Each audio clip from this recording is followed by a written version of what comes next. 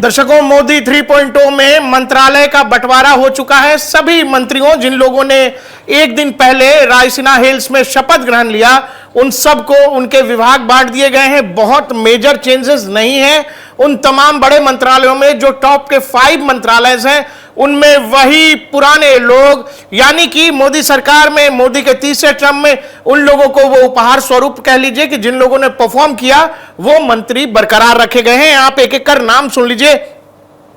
अमित शाह गृह मंत्री, राजनाथ सिंह रक्षा मंत्री, नितिन गडकरी सड़क परिवहन और हाईवे।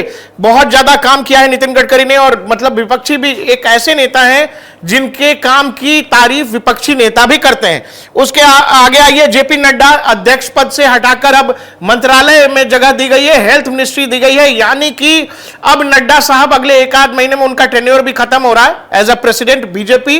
तो अब उनको जाना पड़ेगा। बीजेपी अध्यक्ष के तौर पर किनको लाती है वो देखने वाली बात होगी।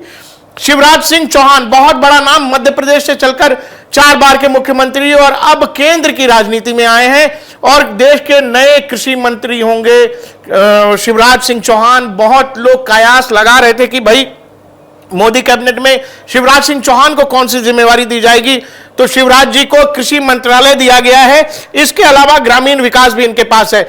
बहुत सारे सवाल थे निर्मला सीतारमण को लेकर, लेकिन निर्मला सीतारमण फिर से देश की फाइनेंस मिनिस्ट्री संभालेंगी।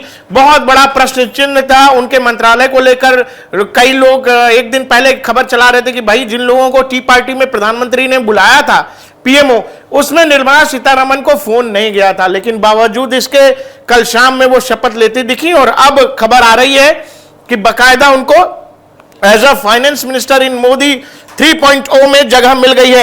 एस जयशंकर विदेश मंत्री के तौर पर होंगे। ये वो नाम जो बिल्कुल ये था कि यही होंगे, रहने वाले हैं।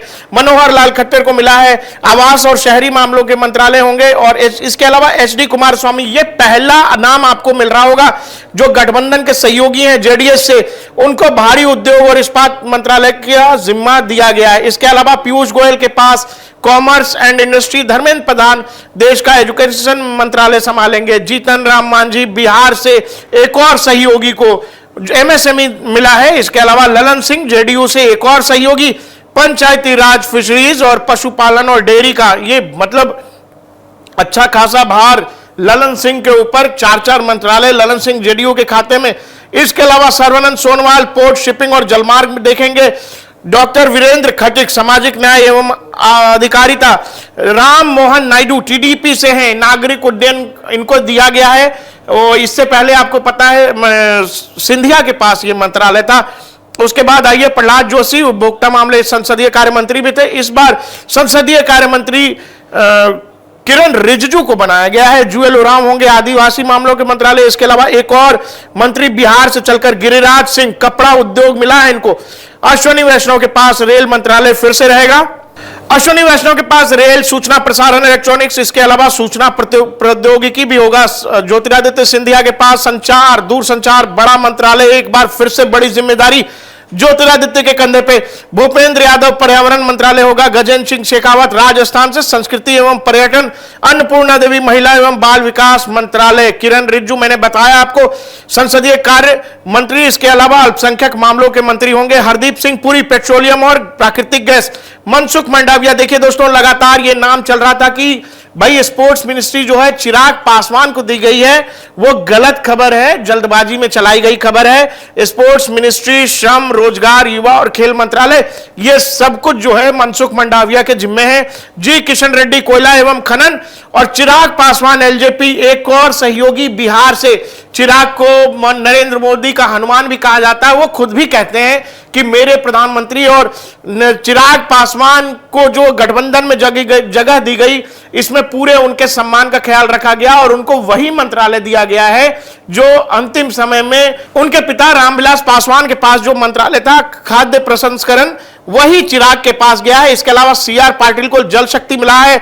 और राज्य मंत्री वो लोग जिनके पास स्वतंत्र प्रभार है, उसमें पहला नाम राव इंद्रजीत सिंह योजना सांख्यिकी कार्यक्रम क्रियान्वयन और संस्कृति होगा इनके पास। इसके अलावा राव डॉक्टर जितेंद्र सिंह जम्मू से आते हैं, प्रधानमंत्री कार्यालय परमाणु ऊर्जा, ये प्रधानमंत्री का सहयोग करेंगे। इसके अलावा अर्जुन राम मेघवाल के पास बड़ा मंत्रालय एक और कानून और न्याय होगा, तो देश के नए कानून मंत्री होंगे अर्जुन राम मेघवाल। इसके अलावा ये प्रताप राव जाधव शिवसेना से, एकनाथ शिंदे के गुट से स्वास्थ्य एवं परिवार कल्याण आयुष मंत्रालय इनके जिम्मे होगा, स्वतंत्र प्रभार होगा। इसके अलावा जयंत चौधरी एक और सहयोगी उत्तर प्रदेश से, पश्चिम उत्तर प्रदेश से, इनके पास शिक्षा कौशल विकास और उद्यमिता मंत्रालय होगा। इसके अलावा कुछ राज्य मंत्री जो हैं जैसे जितिन प्रसाद हैं, इनके पास वाणिज्य होगा, श्रीपद यशो नायक के पास ऊर्जा, पंकज चौधरी के पास वित्त, कृष्णपाल गुर्जर सहकारिता, रामदास अठावले एक और सहयोगी सामाजिक न्याय एवं अधिकारिता, रामनाथ ठाकुर कर्पूरी ठाकुर के बेटे एक और नाम बिहार से, इनको भी जिम्मेदारी दी गई है कृषि और किसान कल्याण। तो लगातार ये बात की इस चर्चा हो रही थी कि भाई एक बड़ा मंत्रालय, एक जिम्मेदारी निश्चित तौर पर रामनाथ ठाकुर के जिम्मे, तो एक और जेडीयू से मंत्री, राज्य मंत्री के रूप में रामनाथ ठाकुर, नित्यानंद राय के पिछली बार भी थे, गृह विभाग था इनके पास, राज्य मंत्री, गृह राज्य मंत्री होंगे, सहयोग करेंगे देश के गृह मंत्री का। इसके अलावा अपना दल से अनुप्रिया पटेल के पास स्वास्थ्य एवं परिवार कल्याण होगा, वी रोमन्ना जल शक्ति एवं रेलवे, इसके अलावा एसपी सिंह बघेल मत्स्य पालन, पशुपालन, डेयरी देखेंगे, शोभा और तमाम ये बड़े नाम। सुरेश गोपी पहली बार चुनकर आए हैं केरल से, पहली बार भारतीय चुनावी इतिहास में केरल से बीजेपी के सांसद के रूप में आए हैं सुरेश गोपी, और सुरेश गोपी को एक बड़ी जिम्मेदारी देते हुए प्रधानमंत्री नरेंद्र मोदी पेट्रोलियम एवं गैस का एक स्वतंत्र प्रभार के रूप में दिया गया। इसके अलावा जॉर्ज कुरियन है, अल्पसंख्यक एवं फिशरीज, और पवित्र मार्गरेटा। इसके अलावा एक नाम जो आप निश्चित तौर पर पंजाब से जानना चाहेंगे, एक नाम जो पंजाब से, रमनीत सिंह बिट्टू। रमनीत बिट्टू को देश के नए अल्पसंख्यक मंत्रालय का जिम्मेदारी उनको दी गई है। इसके अलावा जैसा मैं आपसे पहले भी कहते रहे हैं हम लोग लगातार वीडियोस में कि आप जब इस सरकार का गठन का स्वरूप, जब आप कैबिनेट देखोगे, जैसे गृह, रक्षा, सड़क, स्वास्थ्य, कृषि, वित्त मतलब फाइनेंस, इसके अलावा विदेश, और ये बड़े मंत्रालय जो टॉप 5 मंत्रालय हैं सरकार के, वो सब बीजेपी ने अपने पास रखा है। तो आप ये समझिएगा जरूर कि नरेंद्र मोदी और अमित शाह निश्चित तौर पर गठबंधन की सरकार चलाने जरूर जा रहे हैं, लेकिन जब आप इसमें कैबिनेट को देखते हैं तो आपको यह समझ आता है कि ये जो ठसक है, ये जो दमक है नरेंद्र मोदी और शाह के जोड़ी की, जो बीजेपी की, वो इस मंत्रालय में बिल्कुल दिखती है। बिल्कुल बार्गेन नहीं किया है बीजेपी ने, और ब्लैकमेल भी नहीं हुई है कि हमारे पास नंबर्स नहीं है तो आप कुछ बड़े मंत्रालय पर हमें ब्लैकमेल कर लें, वो सिचुएशन नहीं दिखता है। जब आप बड़े मंत्रालय देखोगे, जैसे गृह मंत्री अमित शाह हैं, रक्षा मंत्री राजनाथ सिंह, नितिन गडकरी सड़क परिवहन, जेपी नड्डा स्वास्थ्य, शिवराज सिंह चौहान कृषि मंत्रालय, निर्मला सीतारमण के पास वित्त, एस जयशंकर विदेश, ये टॉप के 5-6 मंत्रालय जो हैं, इन पर मैं लगातार अपने सहयोगियों से भी जो दफ्तर में बातचीत होती थी, हमने यही कहा है कि भाई जो बड़े टॉप के मंत्रालय हैं उन पर नरेंद्र मोदी और अमित शाह बिल्कुल बार्गेन नहीं करेंगे और उस पर कोई समझौता नहीं होगा। और वही कैबिनेट का जो लिस्ट आया है वो आपको देखने को मिलेगा। आप जब ये लिस्ट देखोगे तो आप निश्चित तौर पर ये समझोगे कि किस लेवल पर नरेंद्र मोदी और अमित शाह ने अपने सहयोगियों से बार्गेन किया है, निगोशिएट किया है, और काफी टफ निगोशिएशंस हुए होंगे वहां पर, और फिर ये लिस्ट जारी कर दी गई है कि भाई किसी भी, भाई वो सिचुएशन नहीं है नरेंद्र मोदी या अमित शाह के पास कि इनके पास 2004 की तरह, मनमोहन सरकार जब पहली बार आई थी 2004 की तरह कांग्रेस वाला मैंडेट नहीं है नरेंद्र मोदी के पास कि कांग्रेस 145 सीटों पर सिमट कर रह गई थी और उस विजय को भी कांग्रेस ने बहुत बड़ा बता दिया था। नरेंद्र मोदी के पास 240 का नंबर है, और यह बात इनके सहयोगी दल भी समझते हैं।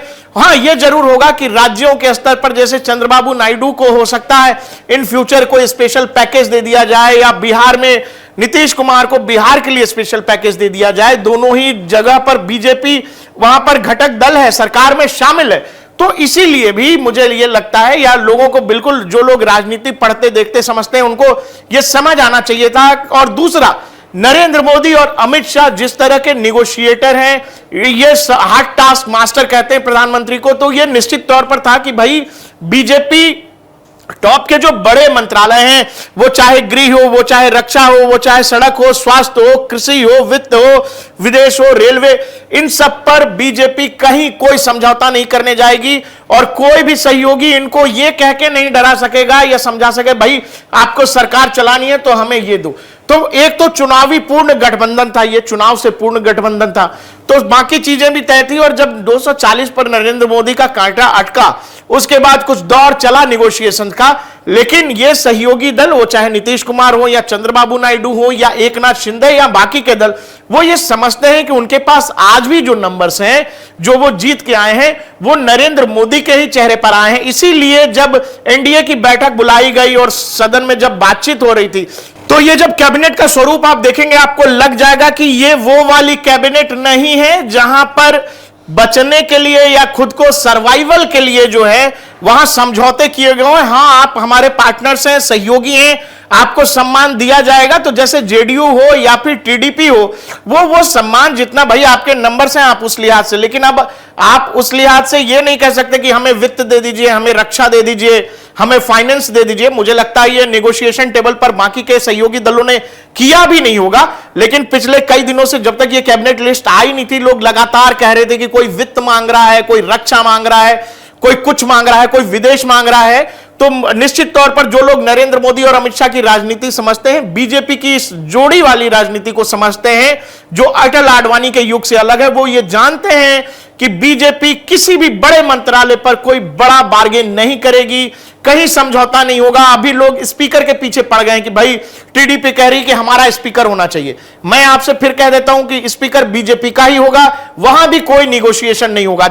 आप जब ये गठबंधन वाली लिस्ट देखोगे, जो नई कैबिनेट की लिस्ट आई है दोस्तों, हमारे स्क्रीन पर आप लगातार देख लीजिए, ये जो लिस्ट है, ये लिस्ट कहीं से भी ये नहीं बता रही है कि ऐसा लग रहा है जैसे नरेंद्र मोदी की ये पूर्ण बहुमत वाली सरकार है, कि नरेंद्र मोदी के पास अपना पूर्ण बहुमत है। ये उस तरह की लिस्ट है, मतलब कि भाई वो निगोशिएशन, वो बहुत टफ निगोशिएशन नहीं करने दिया अपने सहयोगियों को नरेंद्र मोदी ने। हां, मैंने आपको बताया कि राज्यों में उनकी जो जरूरत है, भाई नीतीश कुमार राज्य की पॉलिटिक्स करते हैं, तेलुगु देशम पार्टी की राज्य की पॉलिटिक्स है चंद्रबाबू नायडू की, तो उनकी जो जरूरतें होंगी उनके राज्य में, वो निश्चित तौर पर उनको केंद्र से मदद मिलेगा। लेकिन नरेंद्र मोदी और अमित शाह को जो है कैबिनेट को लेकर कोई बार्गेनिंग या ब्लैकमेलिंग सहयोगी पार्टियों ने किया है, मुझे नहीं पता किया या नहीं किया, लेकिन अगर कोशिश भी की होगी तो वो इन पेपर्स में नहीं दिख रहा है। क्योंकि मैं फिर कह रहा हूं आपको कि ये जब आप देखेंगे कि जब ऊपर से आप पढ़ना शुरू करेंगे, Amit Shah, Rajnath Singh, Nitin Gadkari, JP Nadda, Shivraj Singh Chauhan, Nirmala Sitharaman, S Jaishankar, Manohar Lal Khattar, HD Kumaraswamy, ये जेडीएस से पहला, पीयूष गोयल, धर्मेंद्र प्रधान, जीतन राम मांझी, तो आप जब लिस्ट देखोगे कैबिनेट का, आपको लगेगा ये तो पूर्ण बहुमत वाली एनडीए की सरकार है, जिसमें नरेंद्र मोदी के पास मेजॉरिटी नंबर है। तो कैबिनेट की लिस्ट आ गई है, अब कहानी स्पीकर तक चली जाएगी। तमाम विपक्षी दल अभी कैबिनेट कर रहे थे, अब स्पीकर तक चली जाएगी।